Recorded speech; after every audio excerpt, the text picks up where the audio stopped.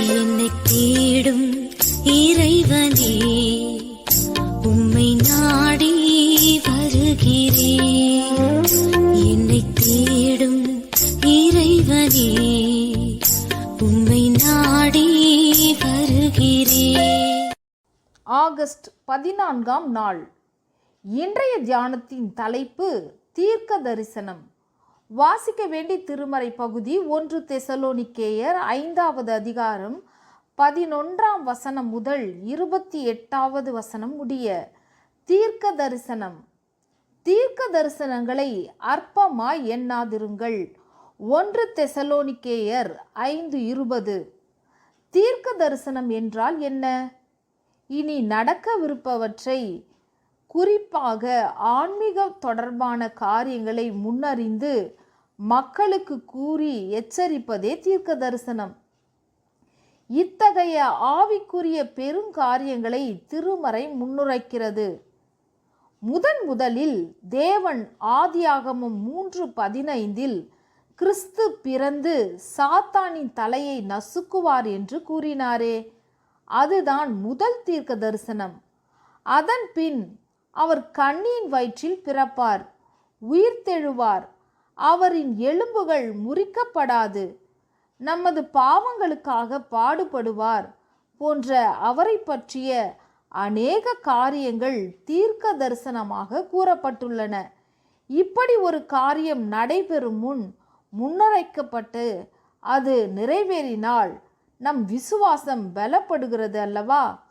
பொதுவாக பழைய ஏற்பாட்டு காலத்தில் மன்னர்களும் மக்களும் விக்கிரக ஆராதனை, வேசித்தனம், ஏழைகளிடம் இரக்கமின்றி நடந்து கொள்ளுதல் போன்ற பாவங்கள் செய்யும்போது தீர்க்கதரிசிகளை அனுப்பி எச்சரித்து அவர்கள் எப்படி தண்டிக்கப்படுவார்கள் என்று தேவன் முன்னுரைக்கிறார். ஏசாயா முதல் மல்கியா வரையுள்ள தீர்க்கதரிசிகள் அனைவரும் அன்று மக்கள் செய்த பாவங்களை சுட்டி அதற்கு தண்டனையாக வேற்று நாட்டு அரசர்கள் வந்து இஸ்ரவேலரை தோற்கடித்து சிறைப்பிடித்து கொண்டு போவார்கள் என்பதை தீர்க்க தரிசனமாக சொன்னார்கள். அவர்கள் சொன்னதெல்லாம் நிறைவேறிற்று.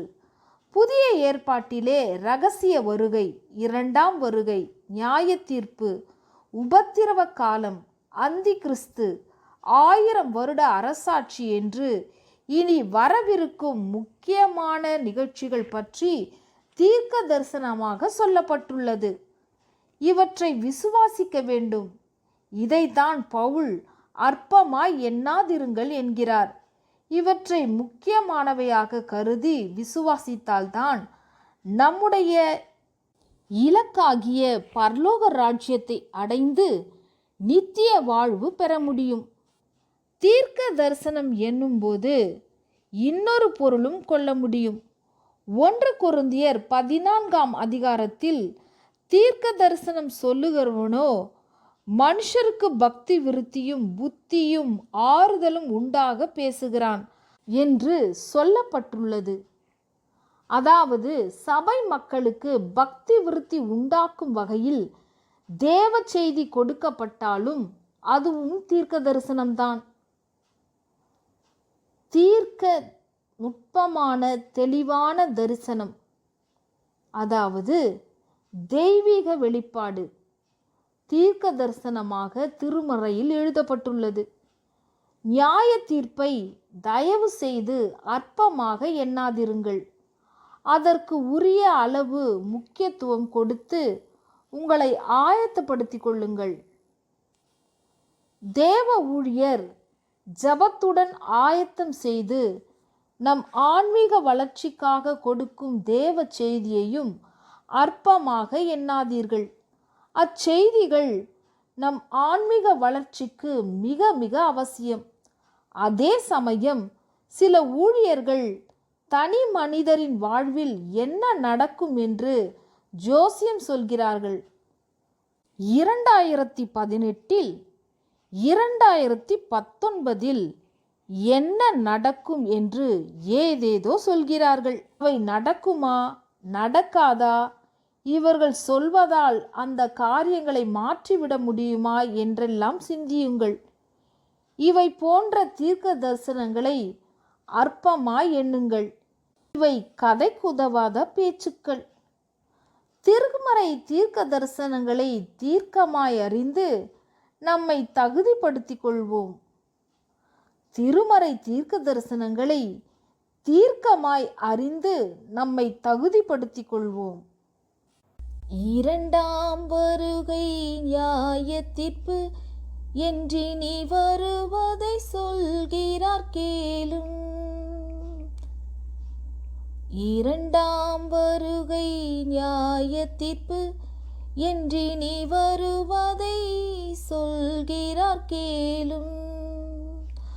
ஆன்மீகத்தில் வளர்ச்சியடையவும் பக்தியில் நல்ல பக்குவம் படவும், ஆன்மீகத்தில் வளர்ச்சியடையவும் பக்தியில் நல்ல பக்குவம் படவும், முதிர்ந்த ஞானிகள் உரைப்பதை கேட்டால் தீர்க்க தரிசனம் எதுவென்று புரியும்.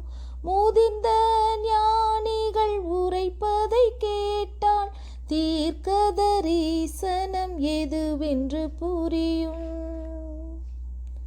ஜெபம். இறைவா, என்னை குறித்தும் உலகியல் காரியங்களை குறித்தும் இனி என்ன நடக்கும் என்று அறிவதை விட உம்முடைய எதிர்கால திட்டத்தை அறிந்து செயல்பட உதவி புரியும். ஆமேன்.